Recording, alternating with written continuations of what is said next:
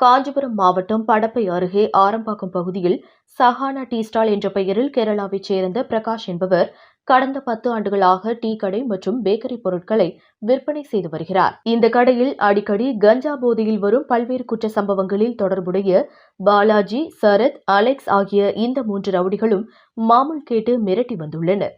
இதுகுறித்து மணிமங்கலம் காவல் நிலையத்தில் பிரகாஷ் பலமுறை புகார் அளித்தும் காவல்துறையினர் எந்தவித நடவடிக்கை எடுக்கப்படவில்லை என கூறப்படுகிறது. இந்த நிலையில் இரவு 9:30 மணிக்கு மேல் சேட்டன் கடைக்கு வந்த 3 ரவுடிகளும் 1000 ரூபாய் மதிப்புள்ள தின்பண்டங்கள் மற்றும் குளிர்பானங்களை வாங்கியுள்ளனர். அப்போது பிரகாஷ் வாங்கிய பொருளுக்கு பணம் கேட்டுள்ளார். அப்போது சரத் என்கிற ரவுடி பிரகாஷை தாக்கியுள்ளார். இதுகுறித்த சிசிடிவி காட்சிகள் தற்போது சமூக வலைதளங்களில் வைரலாகி வருகிறது. ஏற்கனவே இவர்கள் குறித்து பலமுறை புகார் அளித்தும் நடவடிக்கை எடுக்காததால் தற்போது பிரகாஷ் தாக்கப்பட்டு குரோம்பேட்டை அரசு மருத்துவமனையில் சிகிச்சை பெற்று வருகிறார்.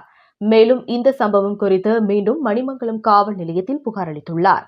மணிமங்கலம் போலீசார் இச்சம்பவம் குறித்து விசாரணை நடத்தி வருகின்றனர். ஆரம்பாக்கம் பகுதியில் இருந்த 2 டாஸ்மாக் மதுக்கடைகளை அப்பகுதி மக்கள் பல்வேறு கட்ட போராட்டங்கள் நடத்தி டாஸ்மாக் மதுக்கடையை மூட வைத்தனர். அதனைத் தொடர்ந்து தற்போது அந்த பகுதியில் கஞ்சா உள்ளிட்ட போதைப் பொருட்கள் புழக்கம் அதிகமாகியுள்ளது.